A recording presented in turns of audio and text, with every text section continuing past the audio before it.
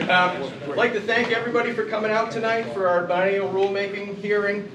My name is Dan Bergeron. I'm the Chief of the Wildlife Division for New Hampshire Fish and Game. So we do these biennial season setting hearings every 2 years, and these will go over rule proposals for our 2023 and 2024 hunting seasons.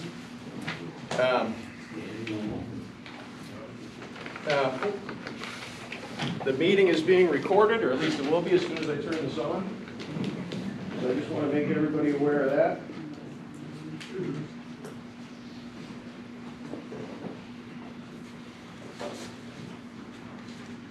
Now the meeting is being recorded. Our biological staff is going to go over a presentation that have all the different rule proposals, and our project leaders will introduce themselves when they come up. However, we have a number of other department staff here. We have, looks like, I think maybe our entire commission is here, which is great to see. And I'll ask the commissioners if they want to go down the table and just introduce themselves and say which county they represent. Well, sure, Dan. I'm Susan Price. I'm with Carroll County, and I live in Moultonborough. I'm John Caveney. I live in Cheshire County. I live in Spofford. Megan Hodson, Rockingham County. I live in Strata. AJ DeRosa, Stratford County. I live in New Durham. Mark LaTrance, Belknap County. I live in Gilmanton. Ray Green, Hillsborough County, and I live in Milford. Paul DeBoe, Grafton County. I live in Plymouth. Bruce Temple, and represent Sullivan County, and I live in Claremont. Eric Stoll, I represent Colas County, and I live in the big metropolis of Columbia. And we have some law enforcement staff here as well in the back of the room. If you guys want to introduce yourselves. Dave Walsh, Major Nicholas. James Benvenuti, Bill Boudreau, I'm the lieutenant for the Southwest corner here. So thank all the department staff for making it out to this meeting as well. This process really begins internally back in December for our staff. When the hunting seasons come to their conclusion, all the data comes in, it gets entered, it gets verified and checked, and then we analyze that data. Project leaders come up with initial proposals. Those proposals go through the department. Different divisions have input. Once we have our draft initial proposals, we give a presentation to the commission, typically in January, as an information item to let them know that the rulemaking process has started. Following that, there's more internal discussions that go on. Proposals get refined even further. Then at the February commission meeting, we come forward with our full proposals. We give the full presentation at that meeting, and we ask for the commission's approval to move forward into the public hearing phase. A day or so after that meeting, all of our proposals were uploaded to our website along with the rulemaking notice. Shortly after that, press releases went out to inform the public that these hearings would be held. We hold 3 hearings around the state. Our first one was last Thursday in Concord. This is our second hearing, and we'll have one more up in Lancaster tomorrow night at our Lancaster office. Following these meetings, people will have opportunity to give comments here. Following these meetings, our comment period is open through April 20th. So if you don't have a chance to talk tonight, or you prefer not to, or you just have more to say after tonight, you can submit written comments to comments@wildlife.nh.gov, or you can do written comments and mail them into the New Hampshire Fish and Game Department, 11 Hazen Drive, Concord, New Hampshire. Department staff will collect all those comments. Department staff will be taking notes on comments tonight. We'll review those. If we feel we need to make any changes based on public comments, we'll do that, and then we will come to the commission for their April meeting, where we'll be looking for their approval to move these forward to the next stage, which is going to JLCAR, or the Joint Legislative Committee on Administrative Rules. And if they're accepted there, they're typically adopted sometime around June. And that's when that process stops for us. In terms of the meeting tonight, as I mentioned before, project leaders are going to go through different proposals for the different species. Following that presentation takes roughly about an hour. There's quite a bit to get through. Following that, we'll open it up to public comment tonight. So we're going to give each person 3 minutes to speak. To keep everybody fair and on the same time, I will hold up this piece of paper here letting you know you have 30 seconds left. If you could wrap up your thoughts and then I'll let you know time's up. Once everybody's had a chance to go through and give their comments, if anybody has additional comments, they can come back up at the end. So we'd like to try and get through everybody at least once, and then people will have additional opportunity at the end if they choose. Please be civil. We have a good track record at these meetings of people being polite to one another and to staff. I ask that you all do that tonight. I'm sure you will. Any comments, direct those at department staff and the commission, not to each other. We also ask, please no clapping, cheering, booing, talking during other people's comments. We ask that so that we can keep everyone calm, keep the comments moving, and then so no one's interrupted when they're making their comments. With that, I will thank you all again for coming, and I will ask Andy Timmons, or actually no, Becky Fuda is our Deer Project leader, and she'll come up and start off the presentation.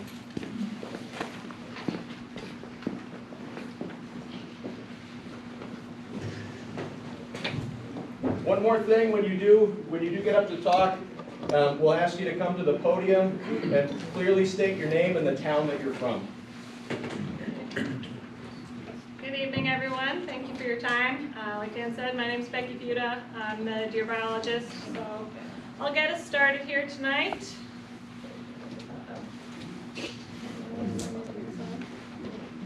Okay, there we go. So we're not proposing any changes to our general season framework for deer. So the regular firearm season would be 26 days starting the second Wednesday in November. Muzzleloader season would be 11 days immediately preceding firearms.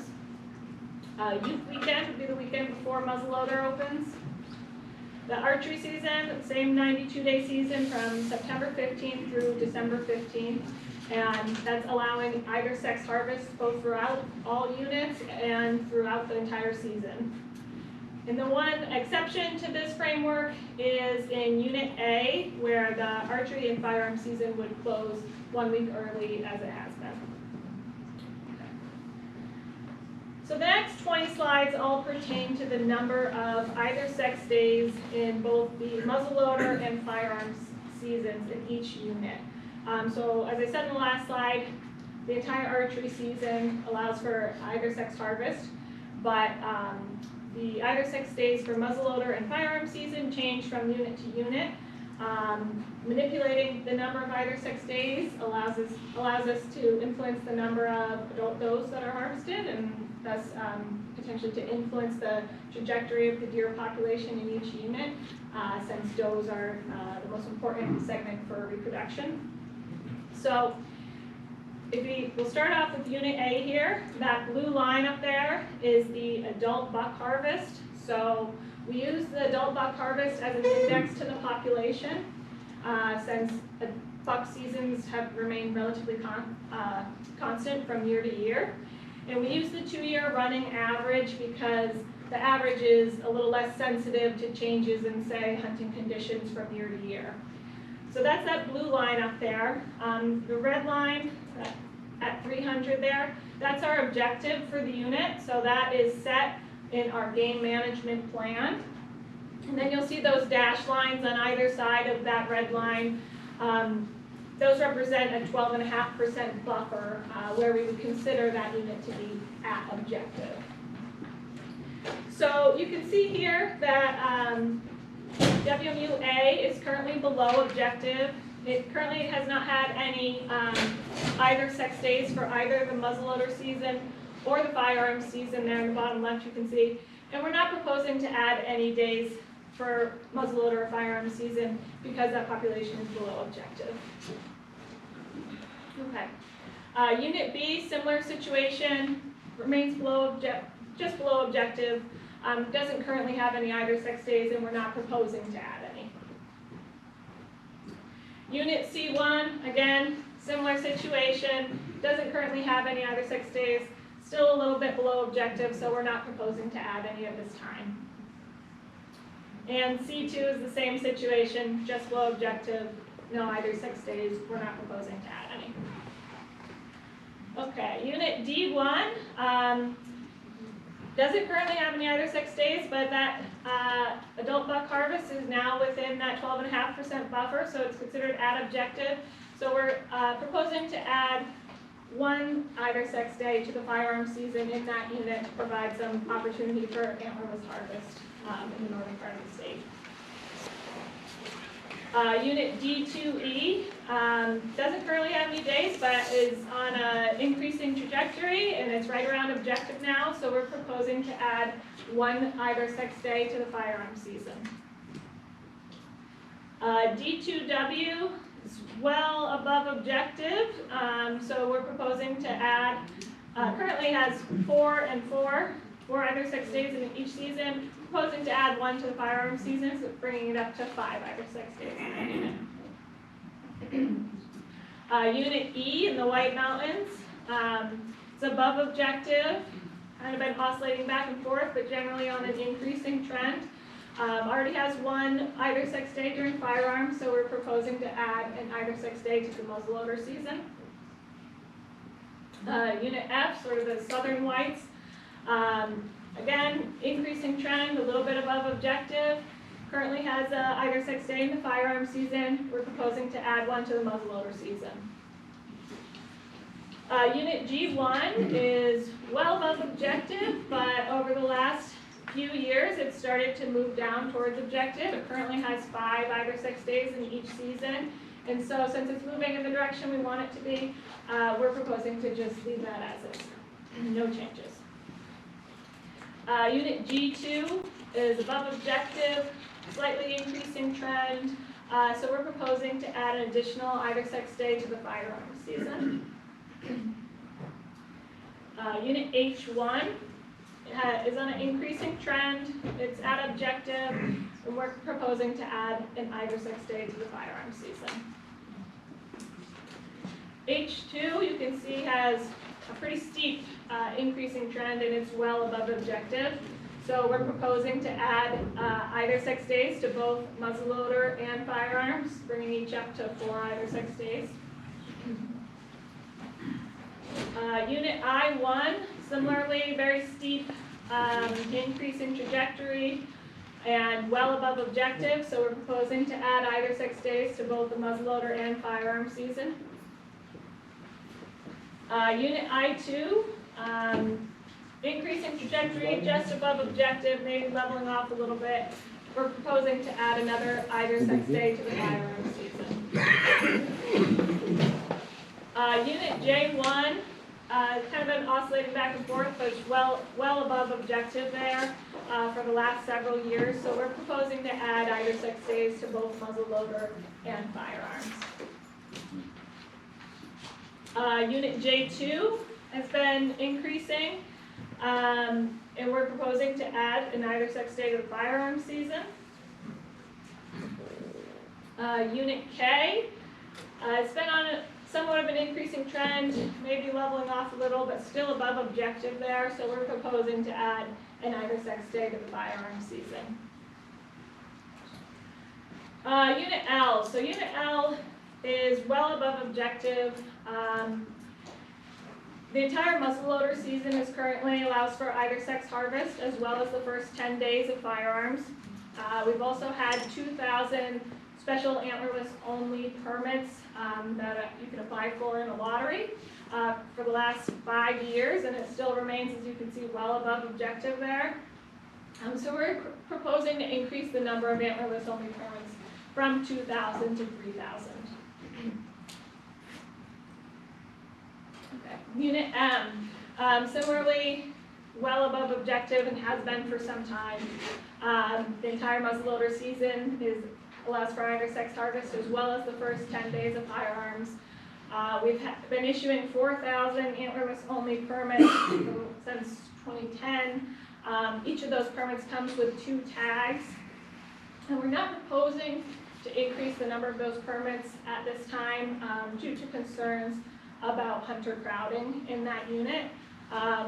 We are proposing some other changes that might increase a little bit the success rate of those permits. There are other ways that we have of dealing with overabundant deer. in this unit or anywhere in the state if need be, such as our deer management assistance program. Any town with overabundant deer can apply for extra permits. We also have our agricultural pre-damage kill permits and depredation permits that we are proposing some changes to those as well. That will make it hopefully a little bit easier to fill some of those to address any issues that arise. Okay, so summary, with the exception of the 4 northernmost units and G1, we're proposing to increase opportunity for harvesting antlerless deer throughout the state, with the exception of those 5 units. And in addition to that, we're also proposing to increase the number of antlerless only tags in Unit L. Okay, so moving on to some other changes. This year will be the first year that we'll have an online registration option for hunters. This is per the legislation that was passed last year. We have to have it in place by this fall. There will still be an in-person check-in option, so those that prefer to go to a physical registration station will still have that option. We'll no longer be issuing seals, since some folks will be registering their deer online. We won't have any way to get seals to them. And so instead of a seal, hunters will receive a confirmation number, whether they register their deer online or in person. And that will serve as proof that you've registered your deer. There will be one exception to the online registration option. It will be shut down for 5 days of the season, so that's going to be during the first 2 days of muzzleloader and the first 3 days of firearm season. And it's going to be shut down so that everyone will have to go to the physical check-in stations, because those are the days where we collect data on the deer population. So during those days, we have 15 or so biologists staffing various physical check stations, and people that bring their deer in will have their deer weighed. We look at their teeth to get an age. We collect data on antler size. So we want to be able to continue doing that, so that's why that option will be unavailable for those 5 days.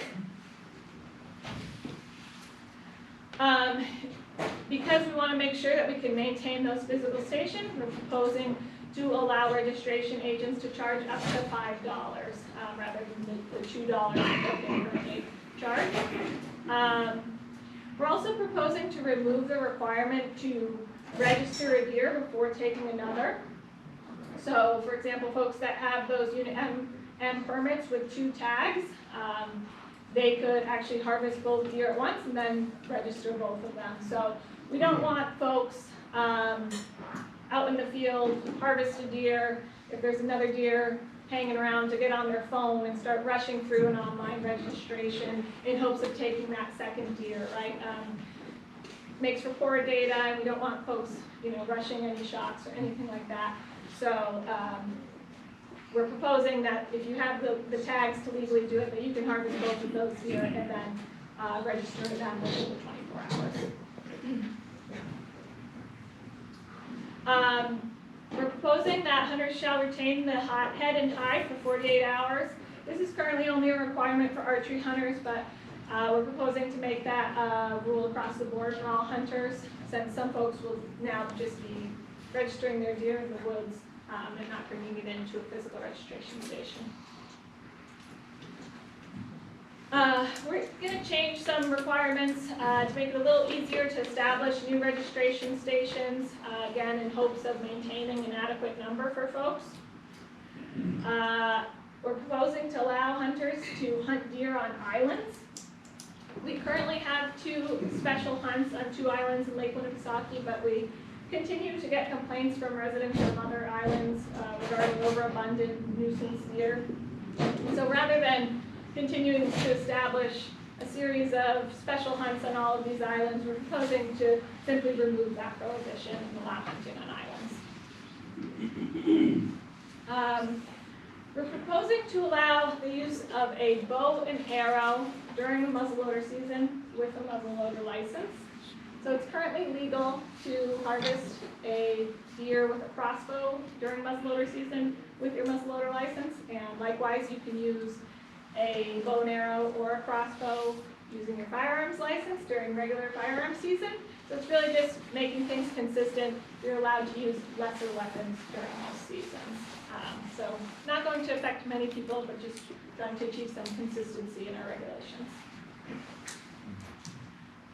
Those changes I mentioned to the pre-damage and depredation permits. Well, one change would be to require permit holders to surrender the antlers of any hard antler deer with more than 4 points. And that's something we're proposing as a means of discouraging people from using these depredation and pre-damage permits as, a special trophy hunt. We're also proposing, though, to allow permit holders or their agents to retain any deer that they kill, besides the antlers. Currently, they have to donate some of them, and so this hopefully might allow folks to have an easier time finding people to fill those permits for them. And lastly, just some kind of logistical issue from our licensing department. We're just going to remove the application period and rule for the Unit L lottery. Just something that our licensing would like to have a little flexibility with to make sure they have the adequate staff on hand. And now Henry's going to talk about moose.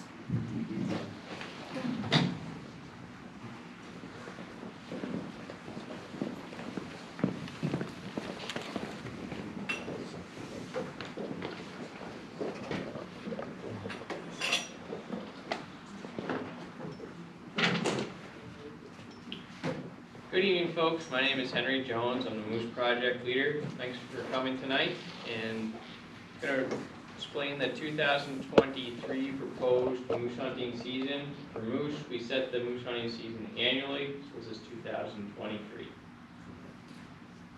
First, I'm going to give you a little bit of background information. Now the screen's a bit far out there.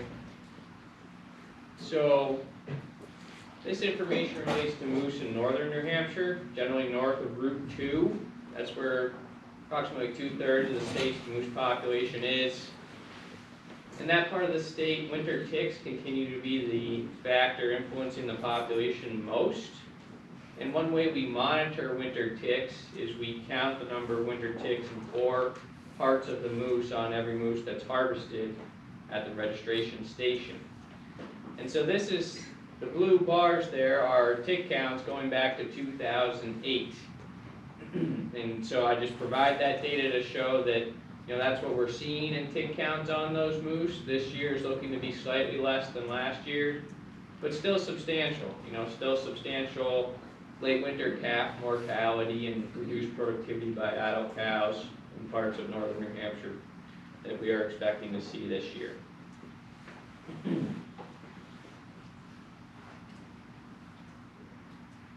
What influences winter tick abundance? There's really 2 factors, or 2 primary things. Moose density, so more moose equals more winter ticks. And how does that work? So winter ticks, when they're not on the moose, they can't move more than a couple feet. The adult engorged female, when she falls off that moose, she doesn't move very much. And then in the late summer, when the larvae hatch, they can only move a couple feet as well. And winter ticks, that when they're off the host, so those larval winter ticks in the fall, when they're out there trying to find a host, if they don't get on a moose or a host by the time winter shows up, they die. They're a little bit different than the ticks that you and I typically get on us in their life cycle. So what that means is winter ticks are dependent on a host walking by them in the fall. And so putting those pieces of information together, fewer moose reduces the chance of moose of walking past waiting winter ticks on the vegetation. And that means fewer winter ticks will survive the winter and produce more ticks for the next year.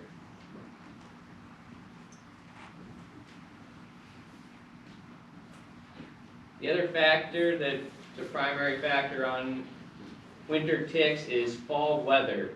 So it's kind of fits with what I just explained to you. Those winter ticks, they're out questing on the vegetation, trying to get on a moose or a host until winter weather shows up. So that's lasting snow or lasting temperatures below freezing. So attachment starts September 1st. If you have a long time until you get lasting snow or lasting temperatures below freezing, those winter ticks have a long time to get on moose, and you tend to see more winter ticks on moose.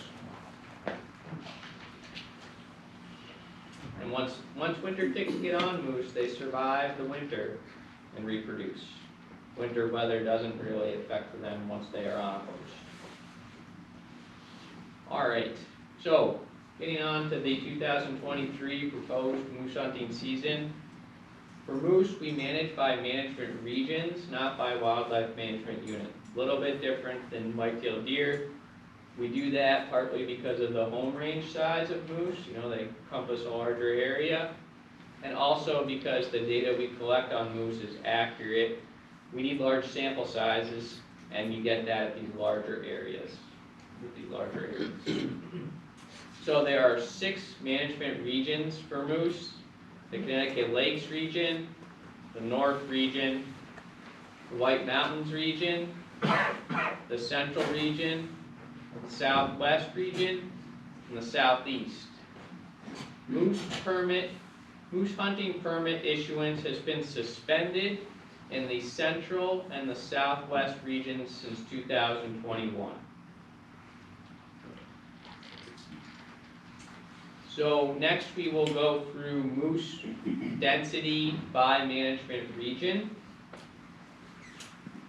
And just to take a step back here, was also set in the 2016 plan. So when moose density reaches that level, permit issuance is suspended until moose density goes back above that level.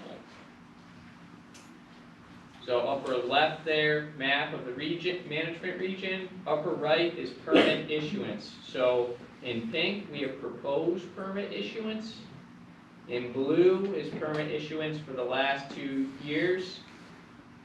And tonight, whenever I talk about permits, we're talking about either sex permits. So for the Connecticut Lakes region, moose density fell slightly from 2021 to 1.36 moose per mile squared. We are again proposing to issue 10 either sex permits, which is the same as last year. For the North region, moose density rose to about 0.95 moose per mile squared. We're proposing to issue 18 permits in the North region. Last year we issued 15. Now this is actually not an increase in permit issuance per unit area. We're also proposing to adjust the boundary of this region. So it's actually the same number of permits per unit area, but just a slightly different region, and we'll get into that. For the White Mountains region, the moose density fell to just below the cutoff level, so it's at 0.24 moose per mile squared. So for 2023, we are proposing to suspend permit issuance. But this region is part of that boundary adjustment. So we're going to get to that now. So on the top, here is the old North region, and you can see that blank space there in the center, that is unit C1. We're proposing to move C1 from the White Mountains region into the North region and move it out of the White Mountains region. So why are we proposing to do that? Moose density, so moose abundance and habitat factors in C1 are more similar to the North region than they are to the White Mountains region. So we think it makes more sense to have C1 in the North region than the White Mountains region. So here's just a couple of those pieces of information. So moose density, North region, as I said, is 0.95 moose per mile squared. C1 is 1.47, and the White Mountains region is 0.21. Now I should say that these moose densities are not meant to be used at the wildlife management unit level. They're meant for that regional level, but here it's just used as an alternative piece of information for these purposes. So moose density is more similar to the north region than it is to the White Mountains region. The amount of spruce fir forest, an important habitat feature for moose. In the north region, it's 30%. In the in C1, it's 27%. And when I say 30%, 27%, that's of moose habitat. So in the White Mountains region, it's 16% of moose habitat, potential moose habitat. Then young forest. This is areas that represent moose forage, forest that's 4 to 16 years old. The north region, 18% of moose habitat is young forest. C1, 10%. The White Mountains, 3%. So C1's in between the two regions there on that data, piece of data. These graphs are probably hard to read. Essentially what I was looking to do here was to look at, okay, are these metrics, are these points, have they been consistent over time, or is this year just how they happen to fall? So on the top, we have moose density for the past 10 years. The red line is C1, the orange line or yellow line is the north region, the green line is the White Mountains region. And you can see that moose density in C1 and the north region have been consistently similar for the last 10 years. For young forest, there on the bottom, C1 is in red again, the north region is in yellow, White Mountains is in green. You can see that trend has been consistent for the last 10 years as well. I did not do this for the amount of spruce fir forest, but I did look at that data from previous land cover data sets, and it's been consistent. You wouldn't expect that to change a whole lot each year. Moving on. For the central region, moose density rose slightly to 0.17 moose per mile squared, but it's still below the cutoff level, so we are proposing to continue suspension of permit issuance in 2023. For the southwest region, moose density fell slightly to 0.16 moose per mile squared. It is still below the cutoff level, so we are continuing to propose permit issuance suspension. For the southeast region, this region has slightly different objectives set in it that were established back in 2016. You can see there's no cutoff level here. So the desire for moose management in the southeast region is to keep moose density at or below 0.1 moose per mile squared, and that is to minimize human safety risk of moose vehicle collisions. And permit issuance would be suspended if hunter satisfaction demands that. So for 2023, we are proposing to issue 5 either sex permits in the southeast region. Here is a summary of the proposed permit issuance. So Connecticut Lakes, 10 either sex permits. The North region, 18 either sex permits. And so that's the 15 as it would have been before, plus the 3 permits that are in Unit C1, because that region is proposed to, that unit is proposed to now be in the North region. The White Mountains region, 0 permits. The Central region, 0 permits. Southwest region, 0 permits. Southeast, 5 permits. This is a total of 33 permits issued in the general lottery, and then 1 permit would also be given to the Dream Hunt program. So that is coordinated by the Wildlife Federation of New Hampshire, and that is a hunt that is put on for youth with a terminal illness. And another 1 permit would be given to the Wildlife Heritage Foundation of New Hampshire to auction off. So a total of 35 permits. And then I missed it up at the top there, the proposed season dates. So the moose season always starts the 3rd Saturday in October. So this year that falls as late as it possibly can. And it's going to be Saturday, October 21st to Sunday, October 29th. And here's permit issuance by Wildlife Management Unit. Okay, on to bear.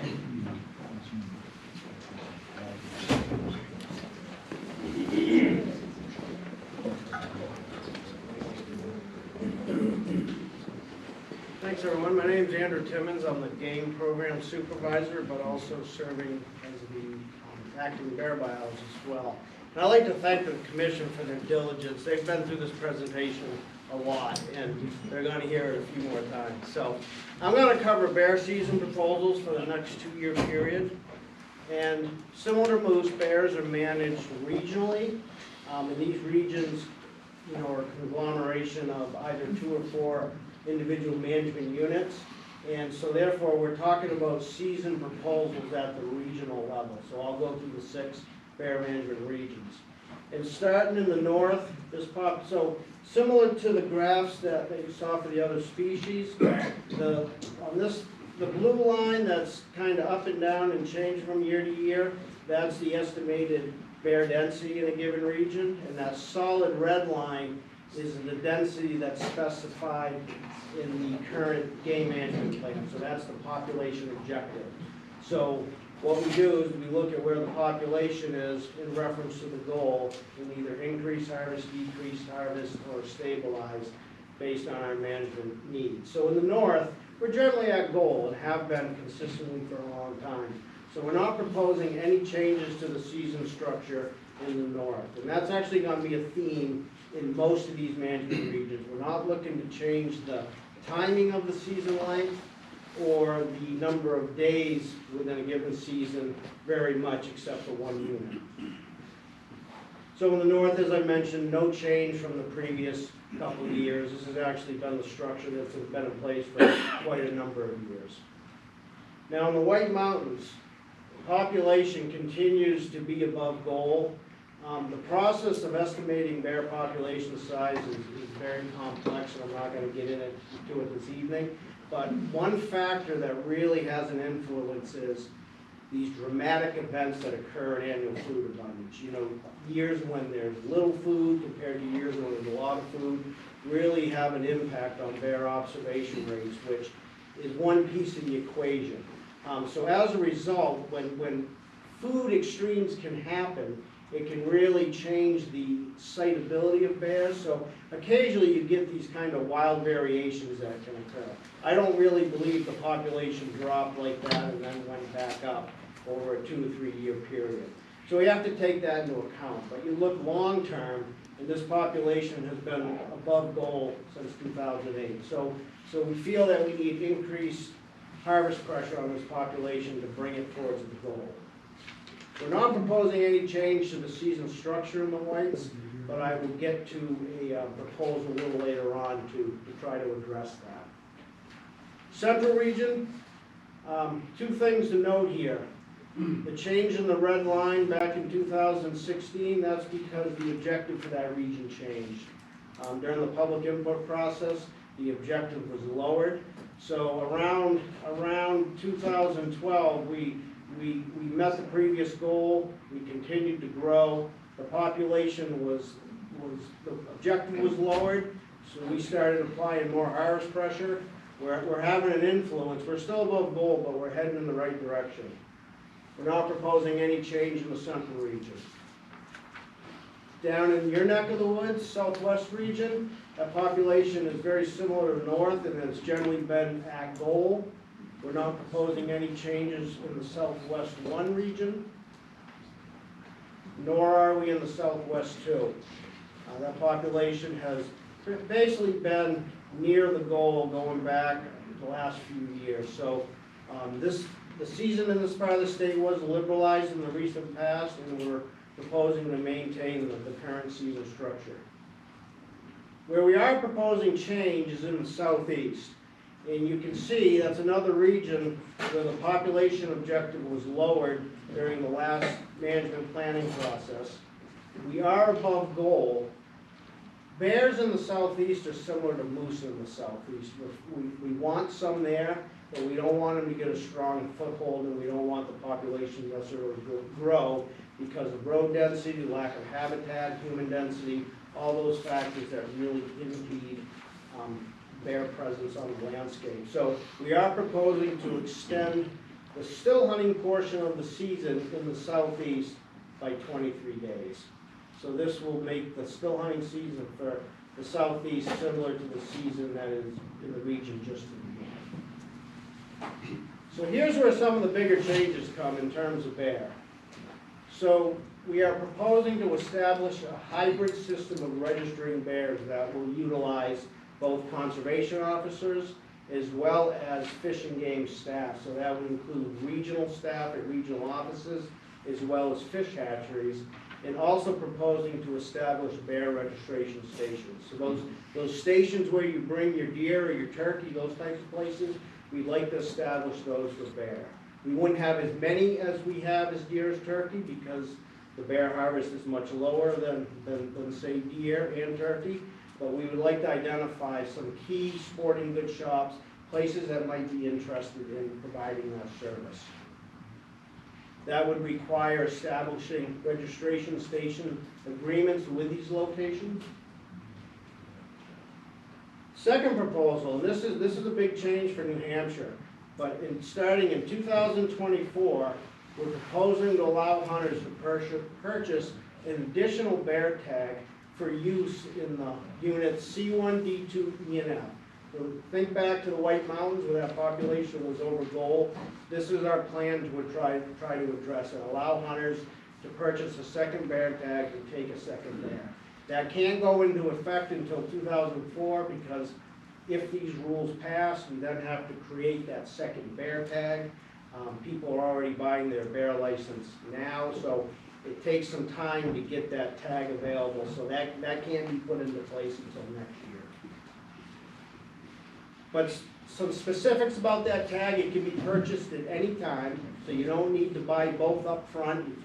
If you take a bear anywhere in the state and decide you want to go try to take a second bear in the whites, you can then purchase that tag. You would have to purchase your regular bear tag first. There's really no reason not to. And then the first bear must be registered prior to taking a second bear. Some additional data that we will collect on the bear registration report at the time of registering a bear. We'd like to add a checkoff asking if the successful hunter had a permit to use dogs to take bear, if they took a bear with the use of dogs. And we also would like to ask whether or not the hunter viewed the optional education materials that were made available on the website. We are going to create an educational video that we hope bear hunters will watch. And there's a couple parts of bear hunting that would be helpful to increase education and awareness. So we're going to ask hunters to voluntarily watch that video. And in order to collect metrics on how many people are watching the video, we're going to ask for that at the time of registration, whether or not you watch the video or not. And also require hunters that take a bear with use of dogs to present that permit at the time of bear registration. So whether or not you're registering at the PO or registering at the fish hatchery or a local sporting goods store, if you took the bear with use of dogs, have that permit ready to show that you have it. Change to the bear guide permit process. We're changing some of the dates related to when permits are due into Concord. This does not change any of the intent related to this process. It's simply creating a little more flexibility in the timing of when that has to occur. Right now it's a pretty tight timeline, so we're looking to make really what are some housekeeping rule changes in order to make that process have a little more time associated with it. And that covers it for bear. Now I'm going to cover turkey. Allison Keating, our turkey biologist, is unable to be here tonight, so I'm going to cover the turkey proposals as well. And the key point I want to make regarding turkey proposals, any of these changes that impact the fall hunting of turkeys would go into place this year. Any of these changes that impact the spring hunting of turkeys will not go into place until 2024, because this process will not be completed until June, and the spring turkey season will have come and gone. So just a key note. So no change to the structured spring season for turkeys, May 1st to the 31st. In terms of units where we allow a second bird, we are proposing to add unit I1 to the units where you can take a second bird in the spring, so that will bring that total to seven units, and I'll show a graphic in a minute that kind of supports that proposal. No change in the youth turkey hunting season. It'll be the weekend preceding the start of the regular spring season. No change to fall archery. In fall shotgun, the only change is we are proposing to remove unit J1 from the units where you can take a turkey by shotgun in the fall, and I'll explain why. So when you look at turkey data, we look at spring kill per square mile, and there's two thresholds that are important in determining when to allow more or less hunting opportunity. The first threshold is 0.75. When the spring kill has exceeded that, that creates the ability to allow both a fall shotgun as well as the ability to take a second bird in the spring. So when we look at unit I1, we can see that the spring harvest has been over that threshold for 3 years now, so we feel that it is time to allow for a second bird in unit I1 during the May season. And with unit J1, where we're talking fall shotgun seasons, in order to be eligible for fall shotgun season, the spring kill per square mile has to exceed 0.5. And you can see for the last 5 years, the spring kill has fallen below 0.5. So as a result, we're proposing pulling J1 from the units where you can take a bird in the fall. And we will reoffer that opportunity when and if that spring kill jumps back up above 0.5. Other proposals: remove the requirement, similar to deer, remove the requirement to register the first turkey before taking the second turkey. And these are for the same reasons that Becky specified in relation to deer. But both turkeys would have to be registered within 24 hours. Prohibit the ability to take turkeys by either reaping or fanning. And I'm going to give you the definitions of what we're considering reaping and fanning. But the reason for this proposal is, there's probably people in this room that know more about it than me, but this has become a very popular form of hunting turkeys, more in the southern United States, and a lot of agencies are addressing concerns that they have with that method of hunting. We know it's starting to become somewhat popular here in New Hampshire, and we have concerns that allowing this to grow in popularity and practice will result in a greater frequency of hunting accidents. But we're also concerned about hunter satisfaction and interference rates. Turkey hunting is about having low interference with other hunters, and that really relates to overall hunter satisfaction and the quality of the hunt. And we feel this practice of hunting can really cause interference with other turkey hunters. Online registration for turkeys, that's been in place for a couple of years. The only change this year is you'll no longer be getting a leg seal. If you register a turkey online, you will be issued a confirmation number similar to what will be in place for the year. So not a major change. But back to reaping and fanning. So these are the definitions we're using for those two practices. Reaping is really the practice of approaching or stalking a turkey. While holding, wearing, or using a real or artificial fan as camouflage. So if you've ever seen the videos, hunters, will square off with a boss gobbler by crawling across the field, hiding behind a fan. I'm sure it's an exciting way to hunt, but we just don't feel it's quite the right fit for public land hunting in New Hampshire. Fanning is similar, except it lacks the stalking component. So fanning would be sitting stationary. You may be calling to a bird, but you have that fan that you're waving by hand in front of you. There are no issues with using decoys, using fan decoys out in front of you, but we're trying to prohibit the ability of people to, hold that fan, or worse yet, wear that fan on your hat or head or wherever you would.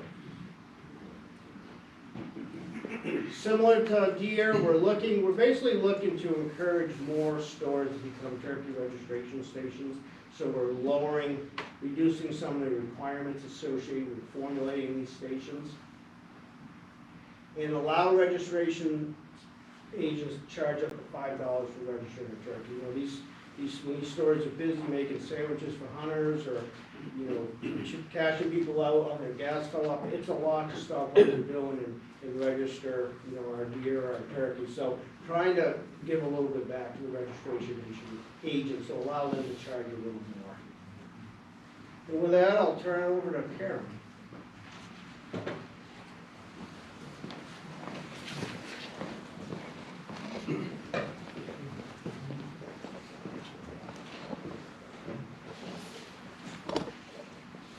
Okay, good evening, everyone. My name's Karen Bordeaux, small game pheasant biologist. So this slide, I just wanted to show you the list of all the small game species. This is the current framework, the season dates, the bag limits. This is for the season, the 2 years that just ended. And last year, we stocked 10,000 pheasants. So talking about pheasants, pheasant hunters should be aware of this administrative rule that's in place.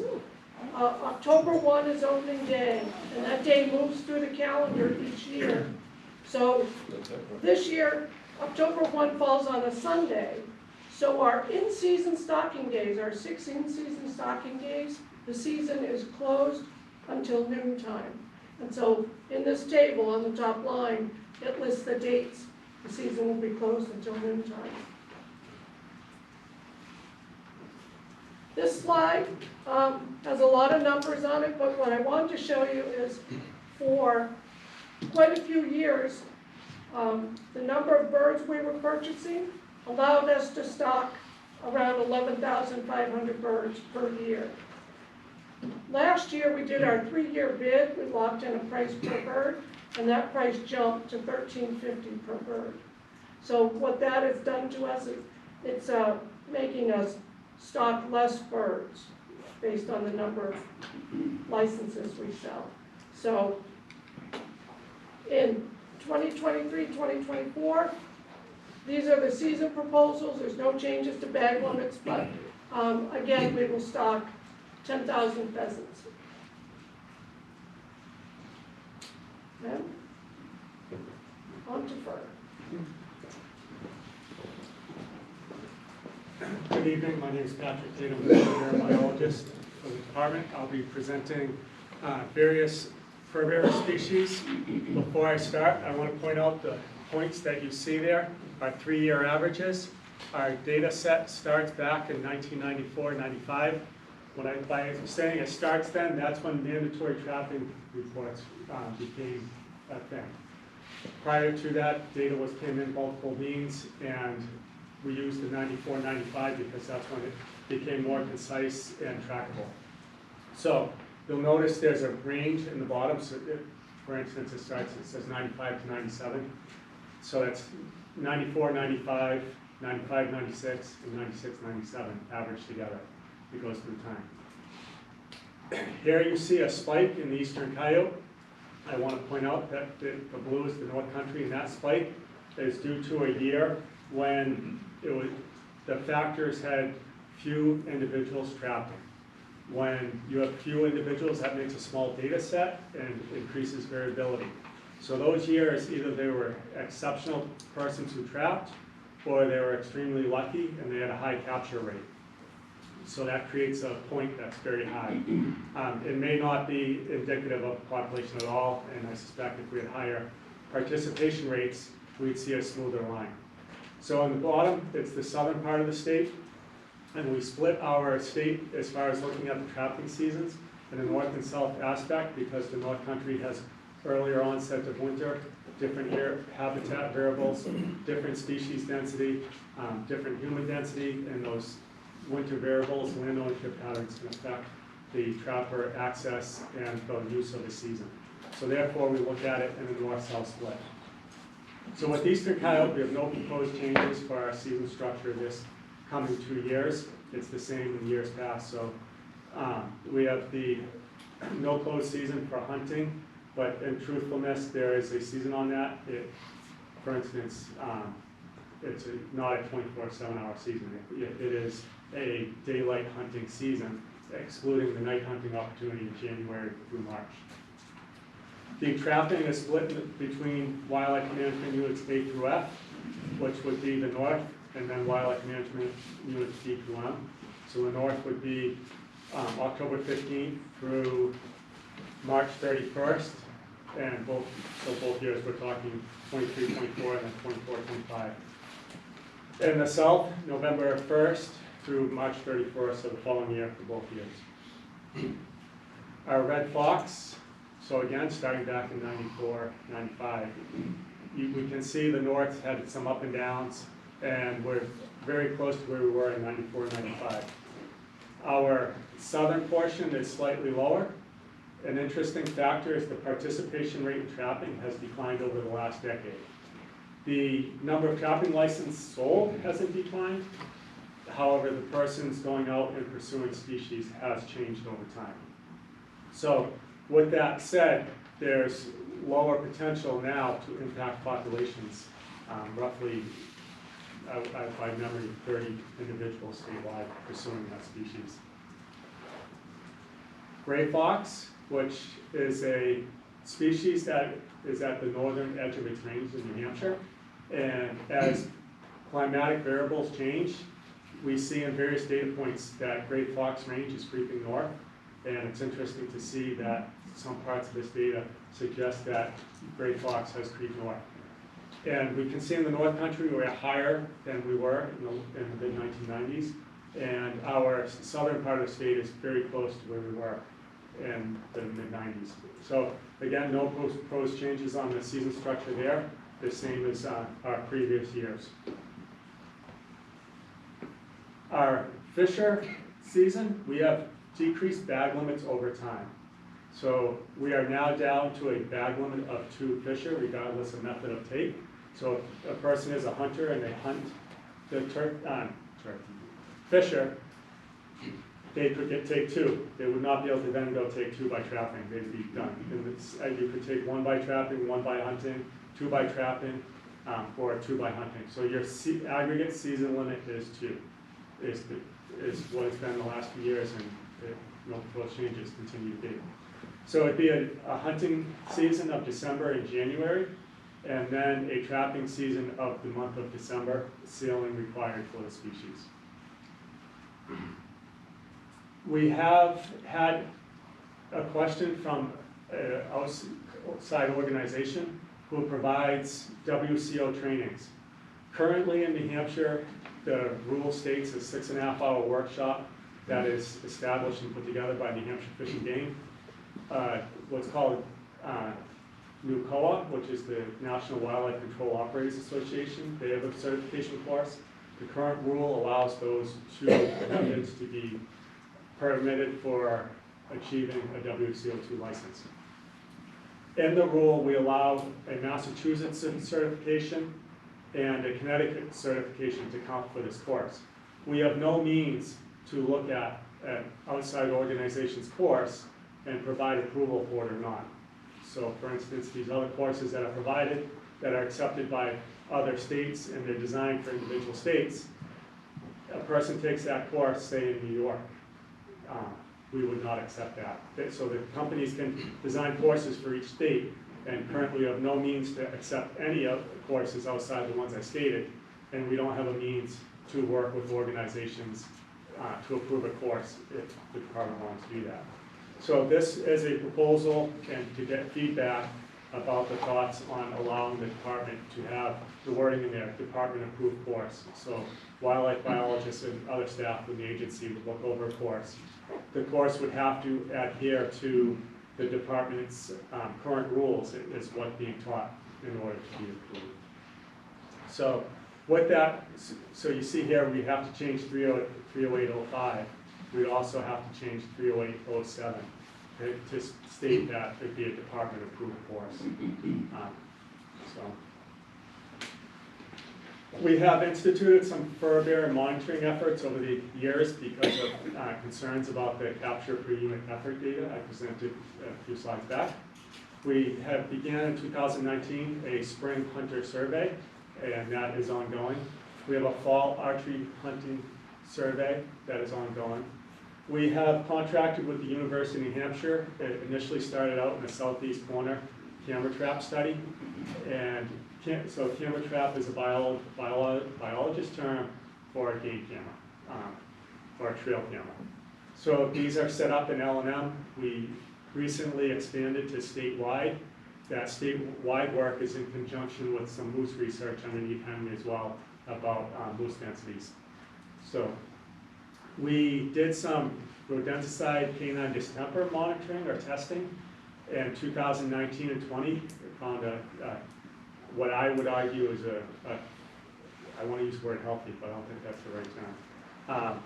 Fairly common occurrence of rodenticide amongst fisher, gray fox, and red fox. We found canine distemper in fisher and gray fox, nothing in red fox. So there is now a discussion ongoing with UNH regarding a fisher cause-specific mortality study.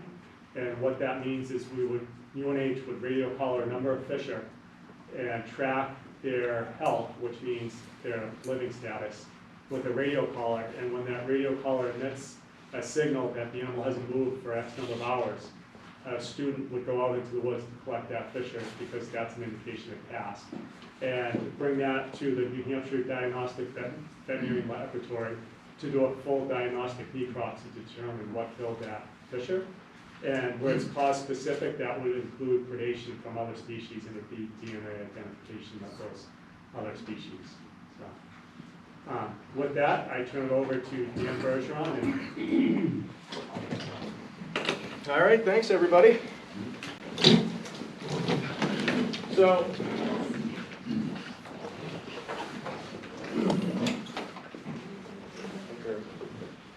battery may have died in our recorder here.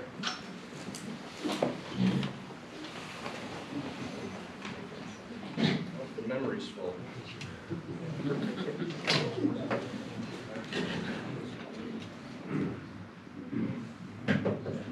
Well, staff, please do a good job recording notes because the memory on our recorder is full. I'm going to turn this way because remember, when people come up for their comments, we would please ask that you direct those to staff, not to other members of the audience. Remember, you'll have 3 minutes. Please pay attention to this. I will be over here waving it at you to let you know. 30 seconds so you can wrap up any thoughts. Again, you'll have more opportunity at the end once everybody's had a chance to go, but depending on how many people want to talk, these meetings can go fairly late, so we want to make sure everyone has an opportunity before the end. Again, refrain from clapping, booing, talking while other people are making their comments in an effort to keep things civil and moving along. And with that, yep, you can come up and give a comment.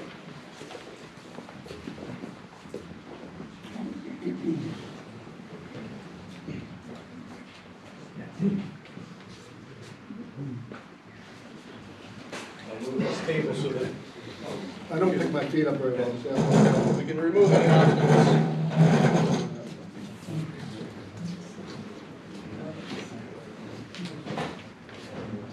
to try to make it in 3 minutes, I'm going to read. My name is Meade Caddo with the New Hampshire Wildlife Coalition. I live in Hancock in H2, roughly a mile from Kay. In our area, we have 2 major wildlife management problems. We have far too few fishers and way too many deer. I'm glad to hear about the new fisher study that's going to be going on. Since at least 2016, I've been commenting on the dearth of fishers in our region. They were relatively common here 25 years ago and played an important role in controlling populations of both porcupines and Peromyscus mice which carry Lyme disease. But the annual harvest in the southwest region has dropped from more than 400 in 1998 to less than 100 in 2009 to less than 50 in 2015. For the last 5 years, the number harvested has averaged below 10. That number is so low that other statistics like catch per unit area, effort, and age and sex determination are not really useful. To make matters worse, as Patrick alluded, fisher population may be further depressed by exposure to rodenticides. Last year, a presentation of preliminary research conducted by the State University of New York College of Environmental Science and Forestry indicated that the problem exists throughout the Northeast, but that may be most severe in southeastern Vermont and southwestern New Hampshire. New Hampshire Fish and Game contributed data to that study, but I don't think the recent fisheries were analyzed for that particular problem. Regardless, an extensive study of a managed fisher population in south central Maine involving 76 radio-collared fishers tracked over 6 years, kind of like the study we're hearing about, showed that it was trapping that caused 80% of fisher mortalities. With the fisher population in the southwest regions apparently so depressed, trapping should be paused. It's worth noting that when the fisher population was in trouble in the 1970s, New Hampshire Trappers Association supported the 2-year moratorium on trapping, during which fisher numbers rebounded. As for whitetail deer, the population in our region is allowed to grow too big, way too big. The adult buck kill is considered the most consistent index of the deer population. In 1975, when I moved to Hancock, the combined H2 plus K buck kill was 377. By Y2K, that number had grown to 1,150. And in 2021, it was 1,658. The population has more than quadrupled. This is great for the growing population of babesiosis and Lyme disease carrying ticks, which deer host. It is not good for forestry or agriculture, just ask any gardener in my neighborhood. And it is not good for our ecosystem in general. For just one example, high deer populations lead to the decimation of wildflowers like lilies and orchids. There once was a large patch of pink ladyflicker orchids near Lake Newfoundland that has been totally eradicated by deer, leaving no sign that it had. That's 3 minutes. That's it? Yeah. Okay. I'm just going to end by saying I think that there ought to be more days when does may be taken, and there ought to be more than one doe allowed per hunter during the rifle season. Now, I have my comments written. Yeah, I can take those in. You can always email Okay, stuff I'll into do as both. well. Thank you. Thank you, Nate. All right. Yes.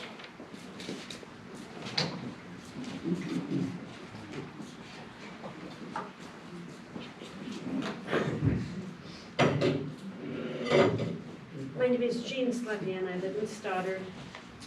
And I attended a Fish and Game Commission meeting a couple of weeks ago in which a gentleman, and I'm sorry, I can't remember his name, but a gentleman did a presentation on the subject of hunting with hounds.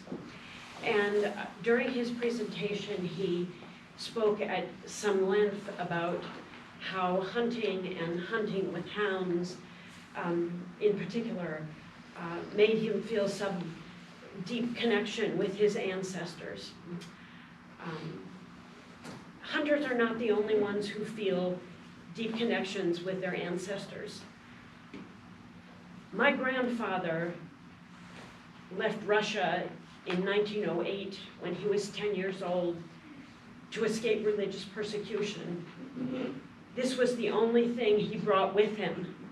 It's a silver chalice for the Passover Seder. You have scheduled your third public hearing, so-called public hearing, on the first night of Passover.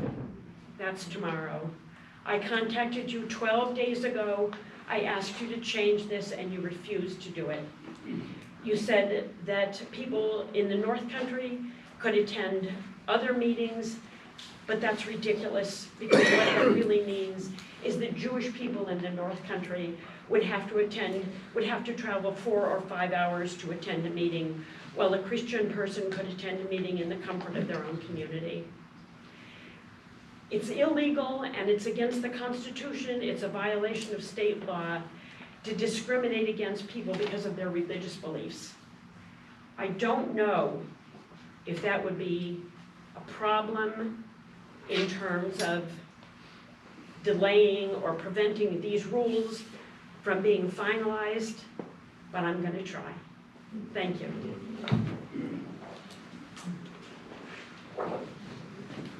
Yes. Just a quick question. Apologize for coming in late. No, that's okay, just let us know your name and where you're from. Clifford Harris, I'm from Amherst, New Thank Hampshire. Just a quick question. I was looking in the rule books and tried to find it online, I just couldn't seem to find it. Why is turkey hunting in the spring season only a half a day? That typically has to do with when hens are on their nests. So so I guess, so they're on their nest in the afternoon then, primarily? The idea is to not impact breeding as much. Okay. So any question? Thank you.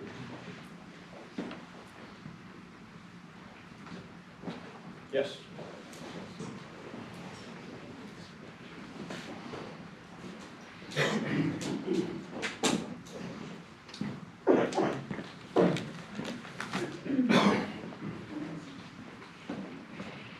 I'm Tom Garvey from Israel.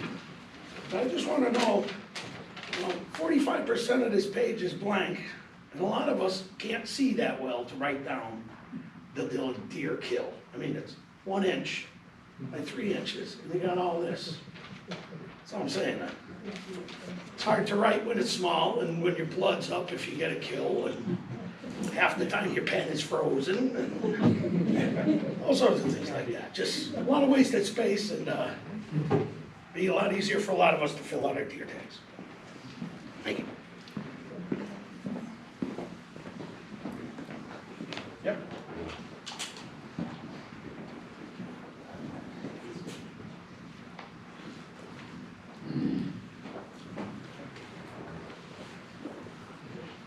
Good evening. My name is Jack Hurley, and I live in Claremont. Hunters claim to enjoy the challenge and strategy of the hunt, and yet they come to you, to the commission, continually asking you to reduce that challenge. They're not really interested in fair chase, hounding, bear baiting, canned pheasant hunts, using modern technology. They reduce the challenge of hunting. Real hunters should oppose those. Real hunters understand that those give hunters an unfair advantage, and also just make it easier to hunt and frankly to kill. For hunters, it seems that the joy is not in the hunt, but the joy is in the kill.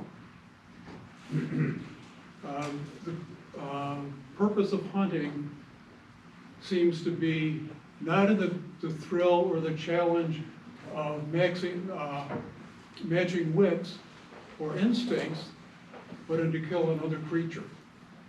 Thank you.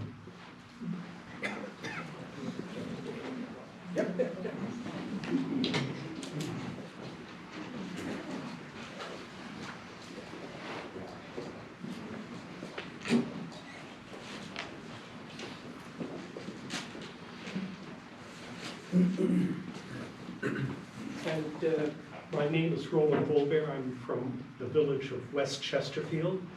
And I have to agree with the previous gentleman 100% with regard to hunting. And one of the most despicable things is when I hear about wildlife killing contests. That is just, for me, a total red flag. Now, with regard to our home area in Chesterfield or so, we basically have a major problem of too many deer. Definitely too many deer. Our second problem is actually too many ticks. Ticks are everywhere and affecting the health of our animals and, of course, the citizenry. And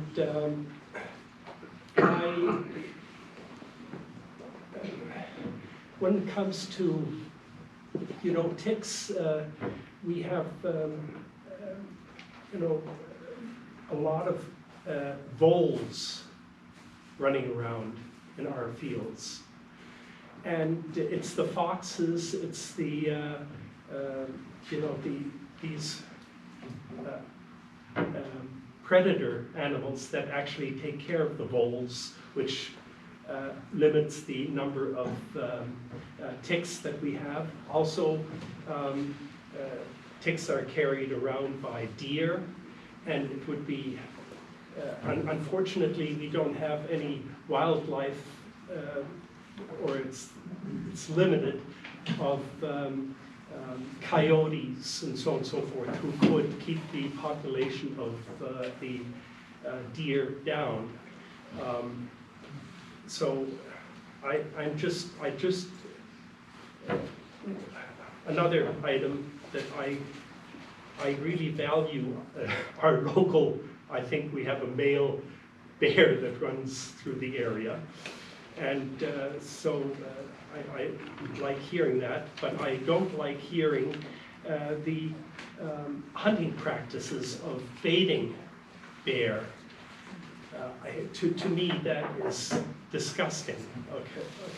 And using hounds, other animals, to fight and locate bear. I really just don't think animals should be fighting each other. That's something maybe we can see in Texas, but not in New Hampshire. And so I just feel fairly strongly about the fact that we have too many deer, and the hunting practices, wildlife killing contests, things of this nature. Thank you. Yes?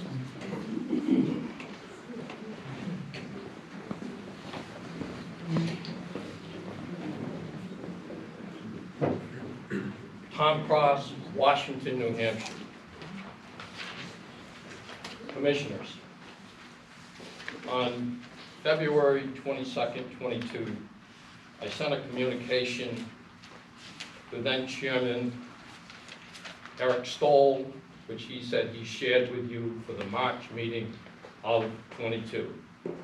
In there, I talk about, please, Commissioners, what can be done to provide relief and fairness for the coyote. I attended the meeting in Claremont. I referenced various things, and I again said, please, Commissioners, give some relief to the coyote. I went to the meeting on March 21st up at Hazen Drive, and I spoke in favor of the coyote. It's been over a year. I've had a year to think about it. I'm going to give you some suggestions. Require a permit for hounding coyotes. This is what you do for bear, and the permit, correct me, but I think it's $5. Require a permit for training your dog for hounding for coyotes. It's a permit, it's what the bears have, it's $5. Please give a meaningful closed season for the coyote. Those that hunt with the GPS collars, charge them $50 annually if they choose to use electronic GPS collars. The collars themselves can cost anywhere from $300 to $1,000. They can well afford $50. For the record, I am not opposed to hounding without the collar. That's the way it was. If you wanted to do it, you went out there and you really worked and you either got it or you didn't. However, hounding with collars is not good for the coyote, the bear, or any other prey. It is not hunting. I call your attention, some of us in Cheshire County saw this, but in the Saturday edition of this past Saturday's Keene Sentinel, Sporting Chances. Please, if you get a chance, read about it. They don't think it's a sport to hunt or to have electronic collars with GPS. Thank you. Yes.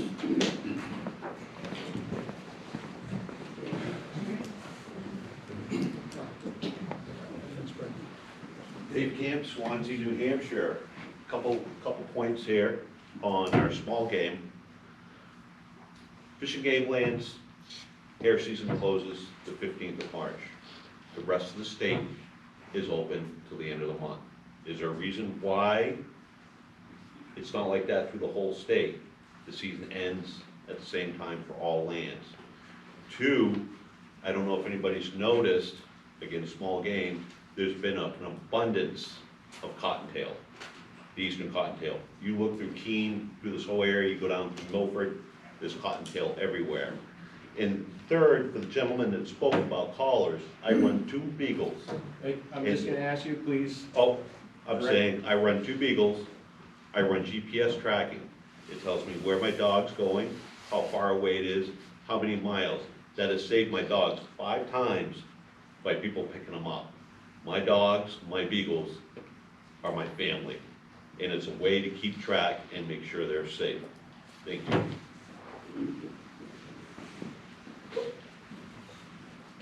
Yep.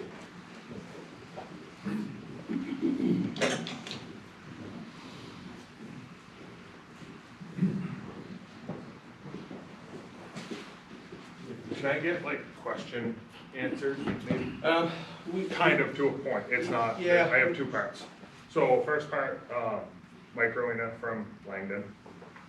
I'm a trapper, and I have gotten, just to address stuff that's been said, I've gotten 2 recent trapping requests for coyote, one in Westmoreland, one in Chesterfield, for nuisance coyote trapping.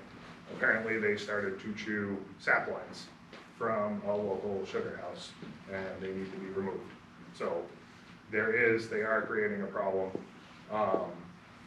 The less we limit them, or the less we target them, I feel become an overabundance, because I've also gotten 3 calls for nuisance, I'm a WCO, for nuisance trapping of bobcat now as well.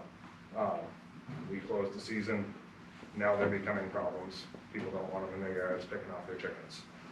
Second part, we have changed to the online thing. Is there any data specific to states that have gone to online registration for deer or turkey? And how much what the implications were for the local businesses that relied on the hunters coming in all fall, because there's a lot of small stores out there that rely on those hunters coming in the door with their deer and the social gathering around it, that now they're gonna be out because of convenience. And then we're going to saddle them with bear registration as well. So bear was too much for the state, it seems, from sitting out there, for the COs to have to go check them in. So we're gonna give that back to some of the communities to take care of the registration stations. And now we're gonna pull the deer out from under them, so they have less people coming in through the door. That's all I have. Yes.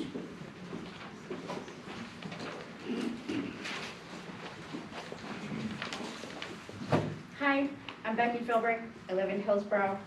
I've been before the commission back in February. I want to try to spit out a bunch of things because I know I only have 3 minutes. How long does it take to die once your carotid or your jugular is punctured or torn? Less than 2 minutes, could be maybe 15 seconds, okay? August 13th, 2022, I may have died because a bobcat attacked me. And bobcats, when they hunt, they go for the jugular. No matter what animal they're trying to take down, they go for the jugular. This cat came for my jugular, knocked me on my butt, displaced the cat, and got me here. I would have died had it not been a Saturday and had it not been for my husband being home. So, if you all have a cat in your house, have you ever had to take the cat to the vet and you can't find your cat anywhere?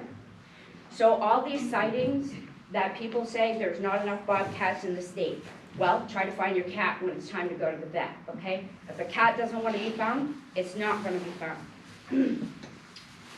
Bobcats are very stealth hunters. They're unseen, and according to UNH, says that they can jump over 10 feet. I can attest to you, they jump more than 15 feet. And some people may say it's only a 30-pound animal. I'm 150 pounds, and that thing was probably 25 pounds, and it still knocked me on my butt. And I saw it coming. It's not like it was a surprise. Like, you know, it didn't attack me from behind.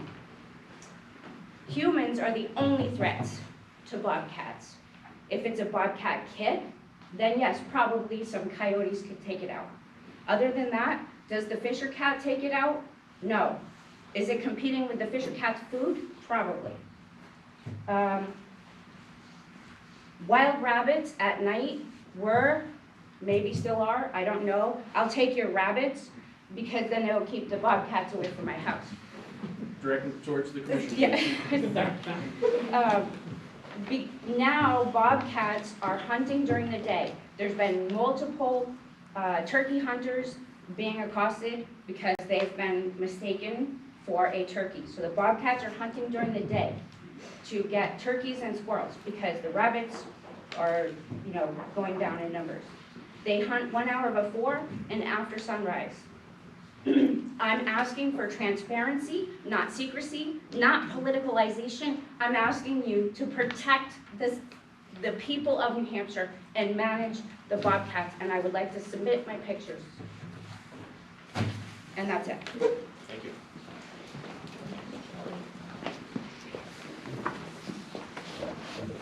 Yes?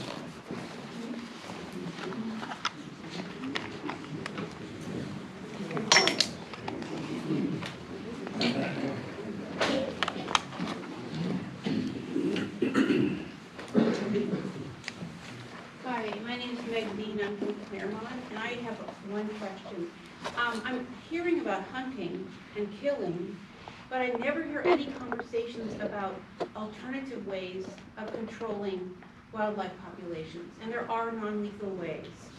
I am originally from Rochester, New York. We had a big deer population problem there, and they used birth control and salt licks, and that did help the population. There's no perfect answer, but this just seems to be a very one-sided conversation. And we're encroaching on animal territory as our populations expand, so there's going to be a conflict there. The other really striking statistic that I have read is that of all the mammals on the planet, 96% are humans and livestock. Only 4% are wildlife. We are killing wildlife into extinction. So yes, populations rise and fall, and animals also, when there's not enough food, will stop reproducing. We do that as humans. So there just seems to be a lot of dimensions of this conversation that are not being held. I'm not telling people what to do and what not to do. I'm just saying, cannot we open this conversation and make it a broader discussion? That's all I ask of you.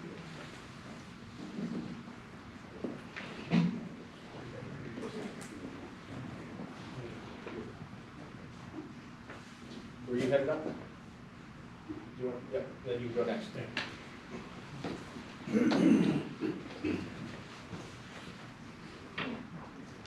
Good evening, commissioners and biologists.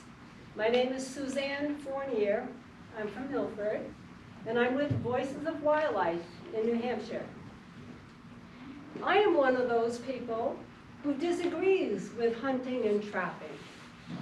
As such, my perspective was not included when the proposed rules were written. People like me are still not represented on the commission because those in power, governor on down, won't help to make the necessary changes. People like me in the general public have negligible influence despite the fact that the state's general funds are paying for some of the department's activities. We contribute funds in other ways too, such as when we buy guns and ammo, not to kill animals, but to target shoot. In effect, we are being taxed without representation on this commission, this important body. We have no representative on the commission to speak against expanding seasons or bag limits on any species. We are not consulted about increasing the take to 2 bears, 2 deer, 2 turkeys in certain areas, or continuing the unsustainable pheasant stalking program. Our views are ignored when we speak to you against wasteful and bloody bow hunting practices, baiting and hounding animals, as we heard earlier, hunting in spring and summer, snowshoe hares in captivity. We are ignored when we speak out against trapping that is unnecessary because there are proven alternatives, as we just heard from some other speaker. The animals and ecosystem are not able to speak for themselves. However, we, the unrepresented, are a gold mine of knowledge and resources waiting for New Hampshire to recognize us as such, so that we can play our part in the guardianship of New Hampshire's wildlife. One day there will be change. New Hampshire will have a wildlife department that embraces participation by more of the public who deserve and who pay for a say in how wildlife are regarded. Until that day of inclusion and participation, I can only stress the importance to you of opening up your minds to the possibilities we offer to you. We treasure New Hampshire's wildlife species, right, for who they are in a healthy ecosystem, not for what we can take from them. That's a perspective that will one day fall on ears that listen. I hope that is sooner rather than later. Thank you.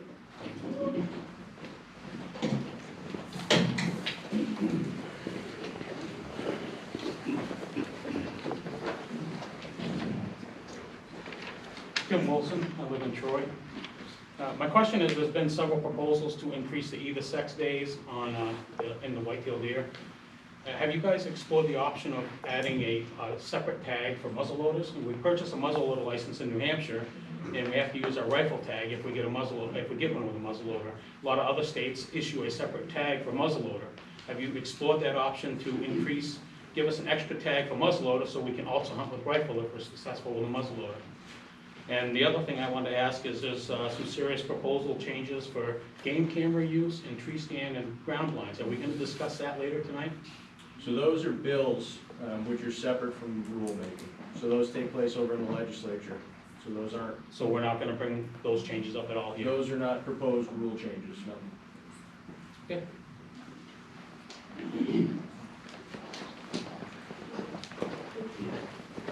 Yep.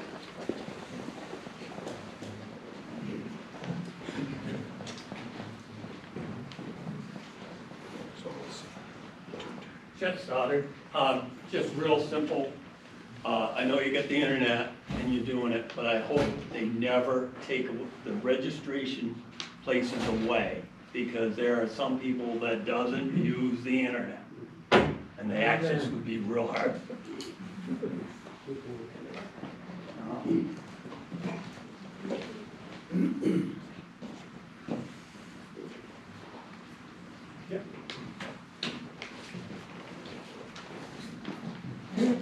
Good afternoon, Ed Capola, Keene, New Hampshire. I want to say that I am not opposed to hunting. I thought it was interesting to hear Will States or Stats, I might be mispronouncing his name, but he was at the Concord meeting. It said that, and it's a quote from Will, "It's not about the kill, it's about being outside with the dogs." He's talking about hounding. I go outside with my dogs, and I'm not killing anything, and I'm enjoying nature. Said it's about time-honored traditions. Said he feels the tradition of ancient hunters. I'm not sure how that's possible when the dogs are wearing GPS collars. That's not a time-honored tradition. That's a modern convenience that makes it easier for people to kill animals. Someone said earlier, kind of fair pursuit or fair chase. Make it fair. Make it less of a bloodfest. And these are quotes from somebody that I assume the commission brought to speak on behalf of hounding. Talk about ethics. What are the ethics of all who participate in non-fair chase? And why are only human rights considered when we should have planted with animals? I think you all work very hard. I think you just need to do a better job of looking at it from all angles. Thank you.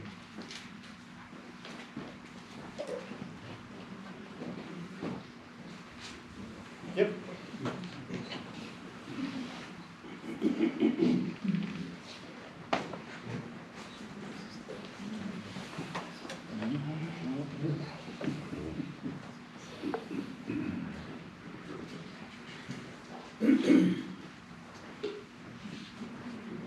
Hi, I'm Jeff Jones from Stoddard. I'm a forester. 58 years ago in this building, I wrote a term paper on a career in forestry. If I were to write a term paper today, it would be on why predators are important in maintaining forest ecosystem health, okay? So if there's a void in what you do and what the forestry profession does, it's a refusal to acknowledge the role of predators in maintaining forest ecosystem health. And we have learned over the last 50 years that predators have a cascading impact on every trophic level from the top to the bottom. And that impact is positive when they're present and negative when they're not there. John Harrigan, the late John Harrigan, writer in the North Country, probably all know. His last dying wishes were that the New Hampshire Wildlife Coalition do something about the persecutory relationship that Fish and Game Department has on coyotes. And he just thought, you know, when you look at a coyote, when you look at my border collie, they look pretty similar. And as somebody who has a biology background, I can tell you that the genetic difference between the two is something only a geneticist can appreciate. We hunt these things year-round, okay? But they have all the same characteristics as our domestic dog. My border collie sings and howls like a coyote. And when I'm out at night and we hear coyotes, she joins them. She hunts rodents just the way foxes and coyotes do by pouncing on them in the snow. And she has all the emotional attributes that coyotes will have if they're in captivity, because you see them on YouTube all the time. I cannot fathom having an open season on my domestic dog. Can you? So why are we having an open season on its close cousin, the coyote, who, if we let them exist and maintain their own populations, which they will do, and Chris Shadler in his petition explains that to you, and I want to resubmit it. But if we let them exist in their natural state, their numbers will be lower, but they will be playing an important role in eating their diets, which are 60% rodents, which help reduce Lyme disease, which as a person who makes his living out in the woods, I have to combat on a daily basis wearing permethrin-treated clothing. And, you know, coyotes and other fur bearers can help keep the rodent populations down. Lastly, I'd like to make the suggestion.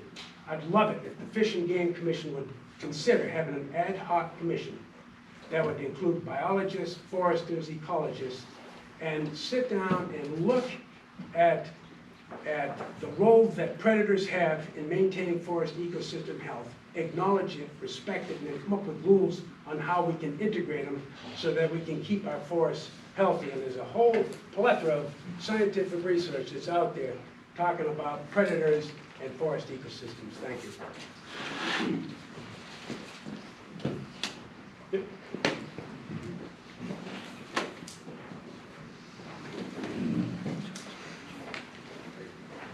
Charles Page, New Ipswich.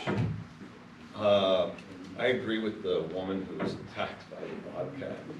There was a study in 2015, and at that time, 2%, which would equal 150 cats could be taken and it wouldn't even harm the population at all. And all our neighbors, our bordering states, our Canada, Maine, Vermont, Massachusetts, they all have bobcat seasons. And the bobcats, I've seen them in the day many, many, many times. And they've walked through my yard. There just needs to be some regulation and season on these animals. Their population is exploding. I don't see any small game animals hardly where I am. So, you know, and the fisher, I don't know how much depredation a bobcat does to the fishers, but, you know, that could be part of it too.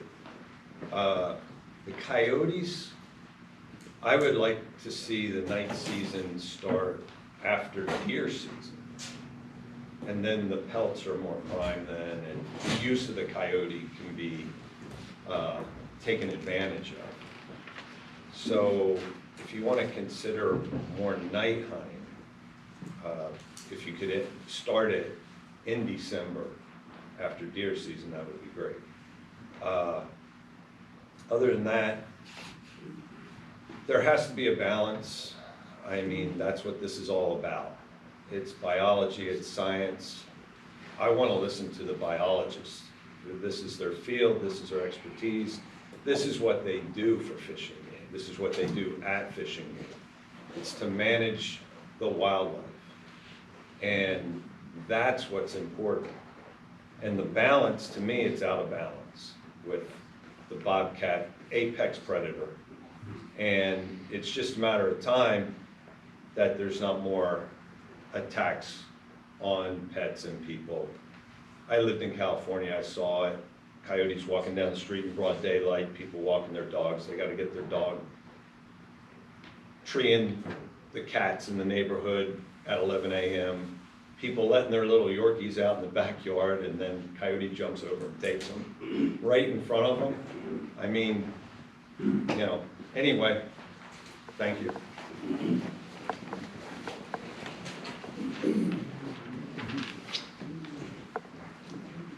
Yep.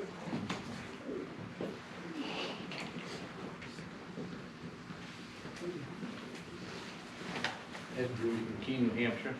Thank you all for your time, dedication, and data. It's good to keep. One comment on the rule where if you have a crossbow permit, you can never go back to bow hunt. I've got a crossbow permit. 2 weeks I get major surgery.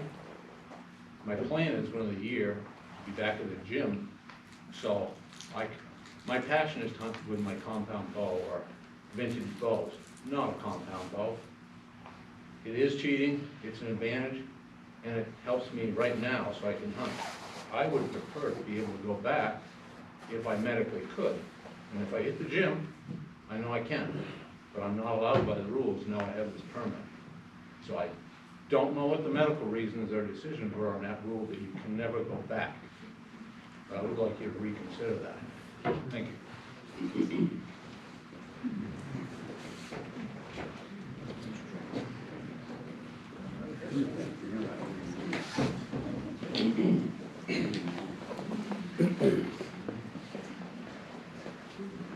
Al Burns from Troy, New Hampshire.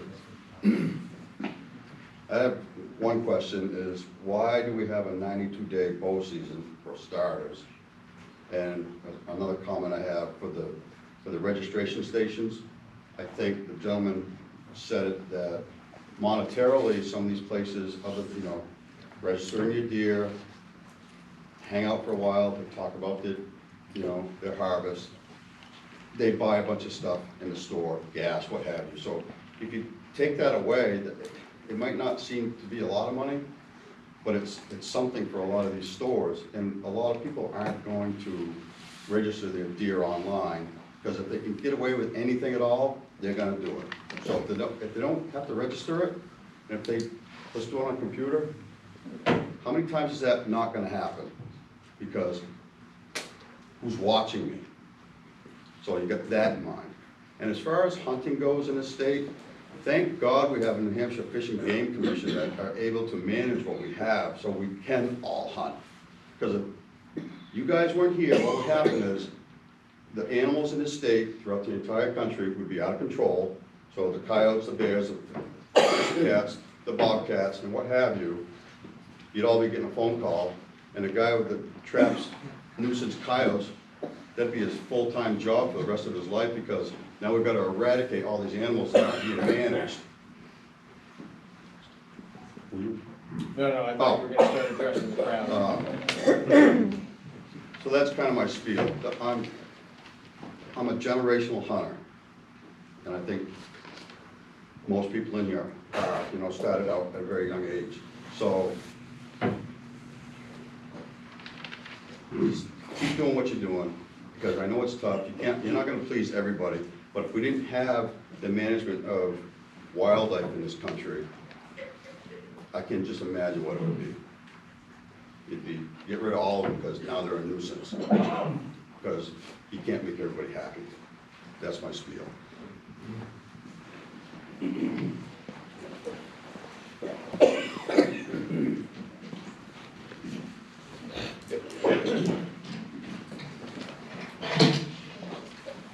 Hi, I'm Gary Colburn from Swansea.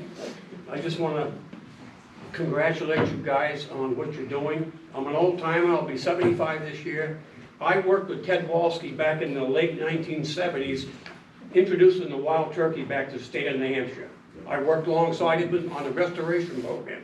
If it wasn't for the hunters and the volunteers with the local Connecticut River Valley chapter, we wouldn't have the turkeys we do now. We have over 40,000, having a two-bird limit in the spring. It's been wonderful. I remember hunting with my dad back in the 60s.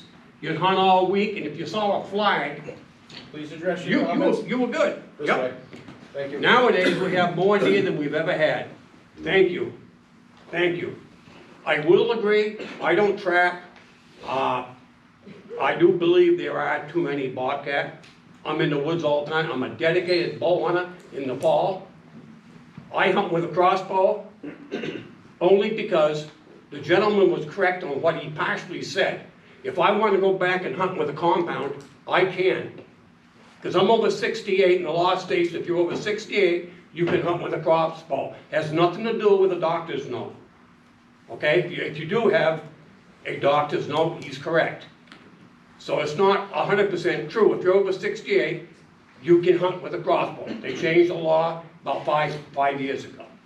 But I'm also here to say that I do think there is a lot of bobcats out there, and I know the fishing game years ago caved to the antes because they went through the roof about, oh, they're going to have a bobcat season. We got to stop this. And then I can go way back 40 years ago when the Fishing Game Department was going to put on a mourning dove season. I don't know if any of you people here remember that. I mean, I'm old, like I said. And that got shot down because the antes, oh no, they're like bird feeders. Like you said, the gentleman said, you can't please everybody here. But right now, the hunting is better than I've ever seen it in my 75 years on this planet.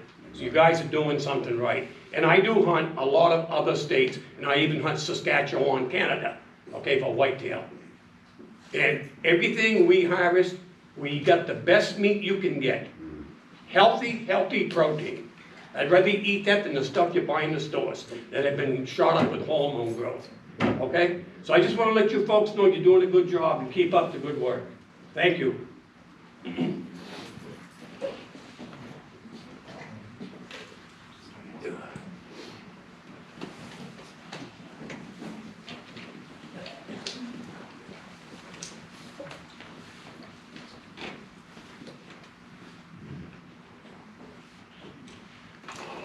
Hi, my name is Tony Marie Fashala. I'm from Milford. I'm here on behalf of the wildlife.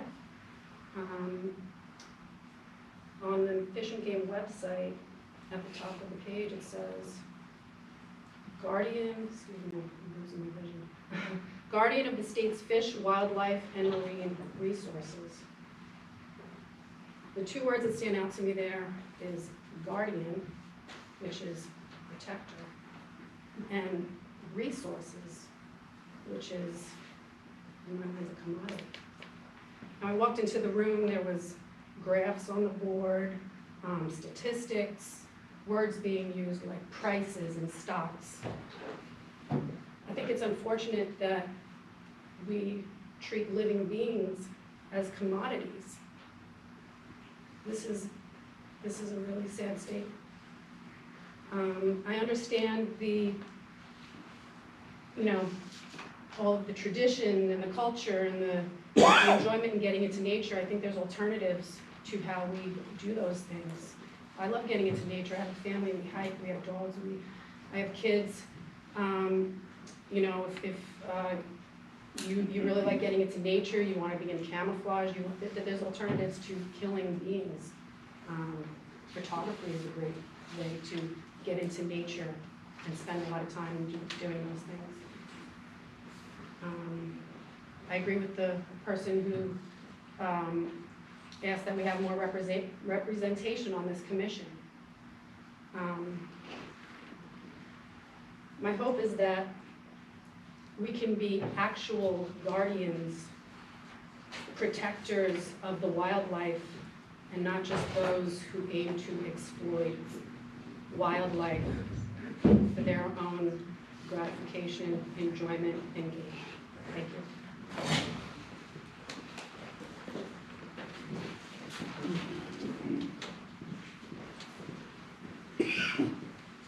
Anyone else?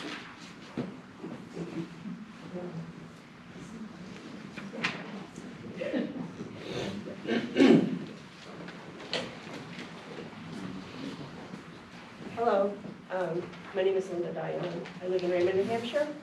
And about the bobcat, too, I don't know how many bobcat we have in New Hampshire. I don't think anybody does. But when it was proposed the last time, it was to give out 35 permits, and it was just to provide an opportunity. They do not need managing. They did not need managing back then, and I don't believe they do now. I feel bad for that lady that got attacked, but that was a rabid bobcat. And that's when you take care of an individual. You don't just go out and randomly kill a bunch of healthy bobcats that are doing a good service for us. Another thing, we have a rodent problem in New Hampshire. I think you know that. But I attended and watched online a legislative hearing to ban second-generation rodenticides. And the people who were there who testified against the bill stated that we do have a mice problem in New Hampshire. The director of the Pesticide Control Board of New Hampshire stated that in the last 10 years, they have been getting more calls about rodents, mainly rats. Others that were at that hearing that testified against the bill, pest control companies, etc., they said they're seeing more calls, more rats. So we need these predators. The point is we need these predators out there doing the good work for us. And the other thing about, having a season or having limits on trapping seasons for predators, it was proposed a few years ago. Did you know that? Did you know that Mark Ellenwood proposed having limits on fox